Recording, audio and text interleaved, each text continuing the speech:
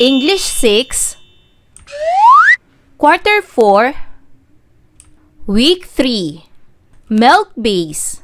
Let's learn about adverbs of intensity and adverbs of frequency. This is from Learner's Packet Lip. Hello kids, it's me, Teacher Frel. Don't forget to subscribe, like, and share, and hit the notification bell for the latest video. You can also follow my Facebook page, Teacher Frel TV. For today's lesson in English 6, we will discuss about adverbs of intensity and adverbs of frequency.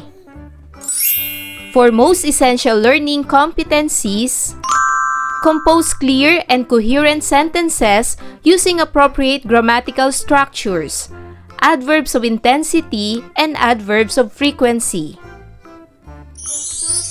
After going through this lesson, you are expected to: first, identify and classify adverbs of intensity and adverbs of frequency. And second, compose clear and coherent sentences using adverbs of degree or intensity and adverbs of frequency. Writing a good sentence requires the ability to express ideas in a complete thought. Knowledge about structure is also very helpful. In our previous lesson, you learned how to write sentences using conjunctions. The use of conjunctions enables you to connect words, phrases, or clauses of equal grammatical rank. Likewise, you also learn to connect the main clause with the subordinate clause. In this lesson, you will discover more on using appropriate grammatical structures, particularly with the use of two different kinds of adverbs: the degree or intensity adverbs and the frequency adverbs. These are the two kinds of adverbs. Now, read the dialogue between cousins Tom and Jerry. They live in a house near each other and share the same study area for homeschooling. Tom said, "Would you like to go biking with me this afternoon?" Then Jerry answered, "I am very sorry, I can't." Then Tom said, "How about tomorrow morning?" Jerry said, "I'd like to, but I really can't. I have to finish my modules in English, and besides, we are encouraged to stay at home." Tom said, "Oh, is that so? That is extremely unfortunate. Then maybe let's go skating on Saturday instead." Then Jerry said, "That is absolutely exciting, but I have to stay at home and finish my work." The highlighted words from this dialogue are very, really, extremely, absolutely. Let's continue to read the dialogue. Tom said, "Too bad. You seem totally have no time for fun anymore." Then Jerry said, "Not really. I just have to spend my time very wisely, or I will fail. I also do not want to break the trust that Nanay and Tatay gave me. You know, same as Tia Adele, they too are nurses, frontliners who are working so patiently at the hospital." Then Tom said, "Okay then, maybe I will just have to finish my research work in Araling Panlipunan so we can enjoy skating together after work. Oh no, after the pandemic is over." Then Jerry said, "That is absolutely right. Anyway, we can play inside the house when our school works are done." The highlighted words from this dialogue are totally, very, so, absolutely. Did you notice the highlighted words in the dialogue? What are they called? They are adverbs of intensity, also known as degree adverbs. Adverbs of degree tell us the intensity, concentration, or even the depth of a particular action. Adverbs usually modify verbs. Some adverbs of degree or intensity modify adjectives, other adverbs, or clauses. They answer the question how much or to what extent. Now, look at the illustration on the right side. It shows the intensity of different adverbs of degree. Notice that the degree adverbs do not occupy the same amount of space on the inverted triangle. This is because these adverbs vary in depth or intensity. These adverbs on the inverted triangle shows the intensity. It shows the largest space. Then these adverbs on the inverted triangle show also intensity, but the space is not the same as the space of the adverbs on the top of the inverted triangle. And these adverbs also shows intensity, but it is very little. So it shows the intensity of different adverbs of degree, but they do not occupy the same amount of space on the inverted triangle. Analyze how the sentences vary their meanings because of the degree adverbs. The comparison of how tired the subject was vary in intensity. Analyze the illustration below. What words are used to modify or describe how tired the subject was? The first sentence is, I am a bit tired last week. A bit tired. A bit is an adverb. A bit tired means tired but not much. So a bit describe how tired the subject was. It means tired but not much. For the second sentence, I am considerably tired yesterday. Considerably tired. Considerably is an adverb. Considerably tired means a kind of intense tiredness.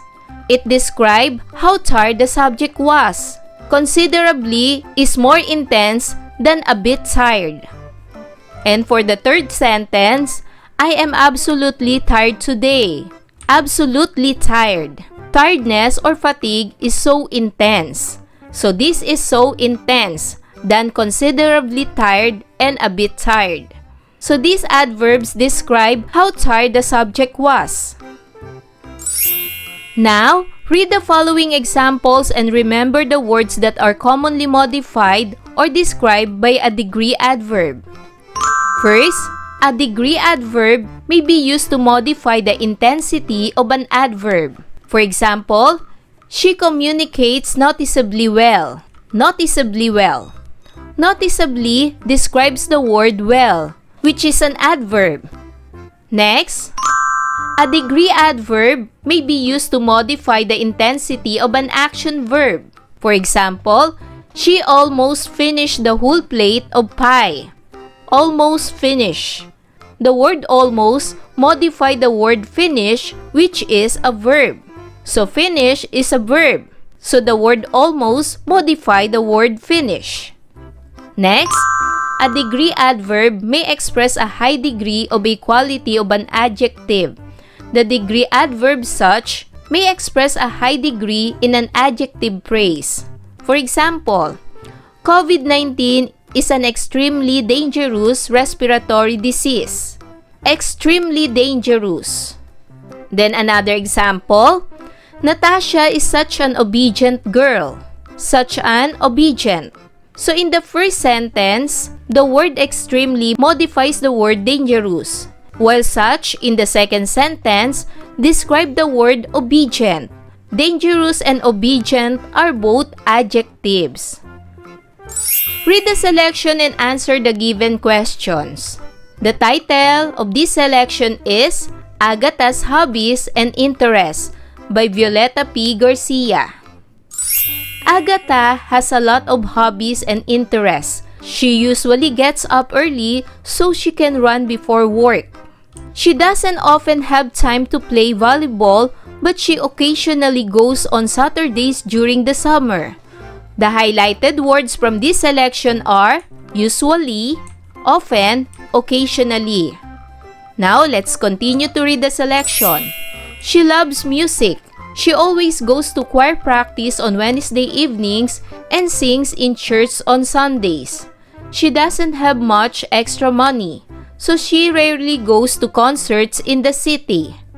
She seldom watches TV because she likes doing things outside. She usually goes to the gym if it is raining outside. She isn't often alone because she has a lot of friends. She occasionally does something alone, but she usually does her activities with one of her friends.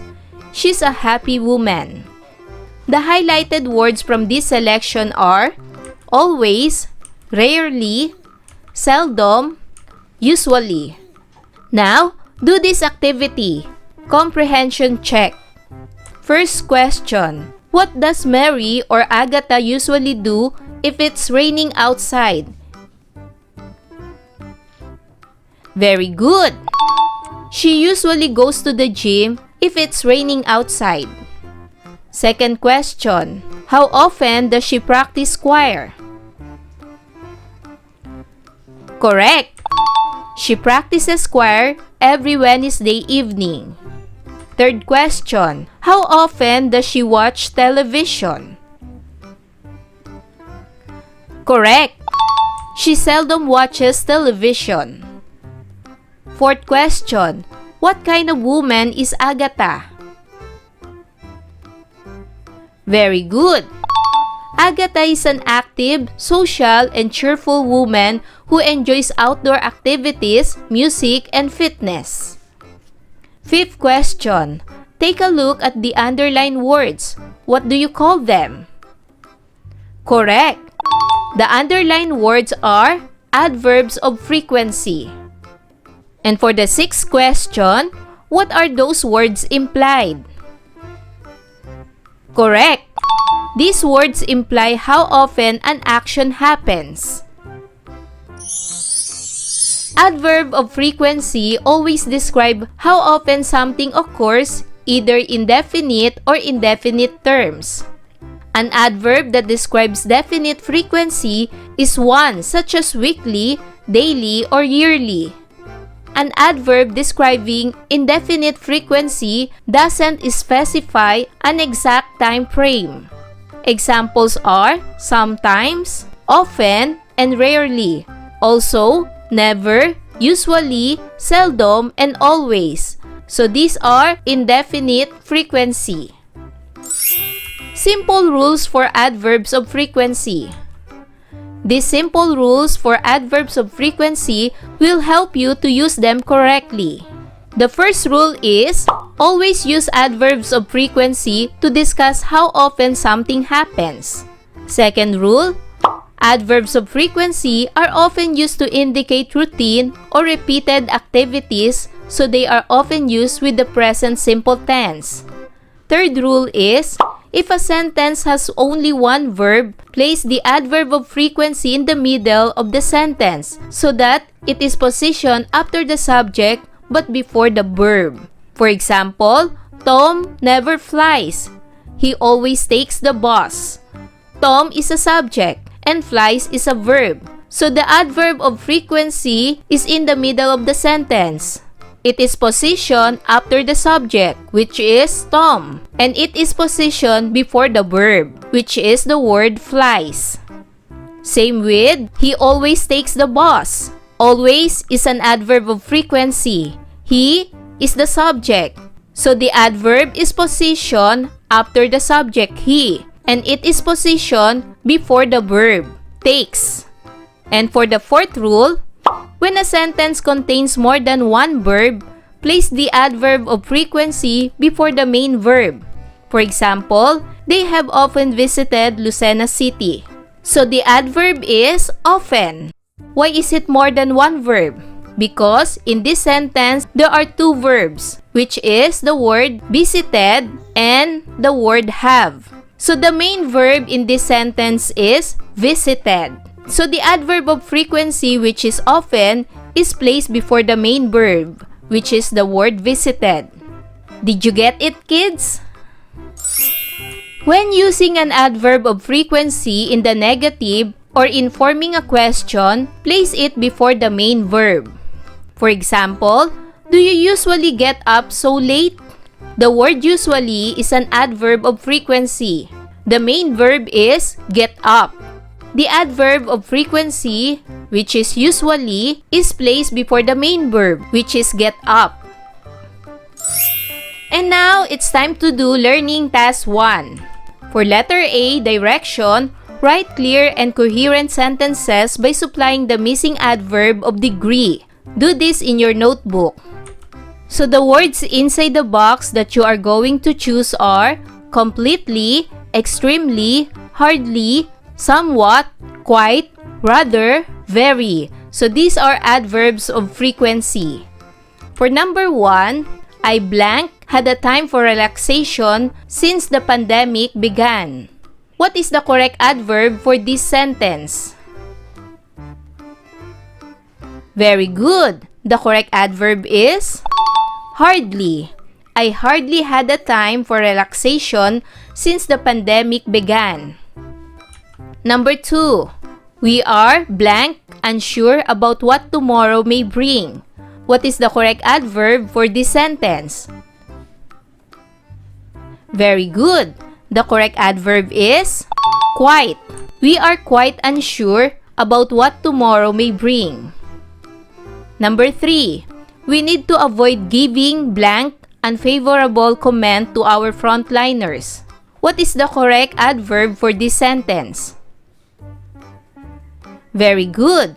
The correct adverb is somewhat. We need to avoid giving somewhat unfavorable comment to our frontliners. Number 4. It is blank dangerous to go out because of the pandemic. What is the correct adverb for this sentence? Very good. The correct adverb is extremely. It is extremely dangerous to go out because of the pandemic. And for number 5, people need to be blank obedient to stop the spread of virus. What is the correct adverb for this sentence? Very good. The correct adverb is very. People need to be very obedient to stop the spread of virus. For letter B, how often you do the following activities? Compose clear and coherent sentences using appropriate grammatical structure. Adverbs of frequency in answering this. Number 1. How often do you sing the Philippine National Anthem? My example answer is, I always sing the Philippine National Anthem during flag ceremonies. I use the adverb always. Number 2. How often do you raise your hand during class recitation? So here is my example answer. I often raise my hand during class recitation to participate. I use the adverb often. Number 3. How often do you wear face masks? And here is my example answer. I sometimes wear a face mask, especially when I am inside the hospital. I use the adverb sometimes. Number 4. How often do you clean your house? And here is my example answer. I usually clean my house every day. I use the adverb usually. And for number 5, how often do you help others? And here is my example answer. I always help others whenever they need assistance. I use adverb always. For learning task 2, letter A, to compose clear and coherent sentences, improve each of the given sentences by adding appropriate degree adverbs. Rewrite each sentence in cursive and remember to follow rules in sentence writing. Number 1 is done for you. Number 1 is the given example. The trip to the grocery store was long. If there is an adverb, the sentence is, the trip to the grocery store was rather long. Rather is added to this sentence. Number 2, the lady's grocery cart was full. Now, add adverb to this sentence. And here is my example answer. The lady's grocery cart was quite full. I add quite. Number 3, she was worried that she may not get enough supply for the family. Add adverb to this sentence. And here is my example answer. She was very worried that she may not get enough supply for the family. The adverb that I use is very. Number 4. The grocery store ran out of supply due to panic buying. And here is my example. The grocery store almost ran out of supply due to panic buying. The adverb that I add is almost. And for number 5, the groceries fell out of the lady's cart. Here is my example. The groceries completely fell out of the lady's cart. So, I use completely, which is an adverb, before the verb fell. For letter B, direction, compose clear and coherent sentences using the following adverbs of frequency. Number 1, never. And here is my example sentence. I never play ball because I prefer other activities. Number 2, always. My example sentence is, I always brush my teeth before going to bed. Number 3, seldom. My example sentence is, I seldom watch television because I prefer playing computer games. Number 4, constantly. My example sentence is, my mother constantly reminds me to finish my homework. Number 5, frequently. My example sentence is, I frequently visit my parents on weekends. For learning task 3, letter A, read situation below then perform the given task. Let us read the situation together. Friends Jackie and Roberto are talking about their current situation in the barangay being put to enhanced community quarantine or ECQ. Jackie has a little confusion about the situation. Through a dialogue, show how Roberto might have helped Jackie by explaining the situation to her. Finish the dialogue by using appropriate adverbs of degree in writing your sentences for the dialogue. Jackie said, Hey Roberto, have you watched the news today? I am quite confused about ECQ. So Roberto is thinking, oh, maybe I can help her by explaining it to her. Then, Roberto answered, Yes, I have. ECQ means that we have to follow very strict rules to stop the spread of the virus. Then, Jackie said, Oh, I see. But why are people not allowed to go outside? That sounds extremely difficult. Then Roberto answered, It is, but it's absolutely necessary to keep everyone safe. Only essential workers and those buying food or medicine can go out. Then Jackie said, I understand now. So does that mean schools and officers are also closed? Then Roberto answered, Yes, most of them. Many people are working and studying from home because it's too risky to gather in large groups. Then Jackie answered, That makes sense. Thank you, Roberto. You explained it really well. For activity letter B, directions, write 2 to 3 sentences out of the following pictures using the adverb of frequency. Seldom, every day, sometimes, often, rarely, never. So I will give you just one example of sentence for each picture. For picture number 1, my example is, I often watch the news on television to stay updated with current events. For the picture 2, my example is, we eat fried fish every day because it is our favorite meal. For the third picture, my example sentence is, she sometimes plays the guitar in the afternoon to relax and have fun. For assimilation, recall the important ideas you learned from this lesson. Read the paragraph aloud while supplying the missing ideas. Try grouping the degree adverbs based on their intensity. Adverbs of blank tell us the intensity, concentration, or even the depth of a particular action. What is the missing word? Correct. The missing word is degree.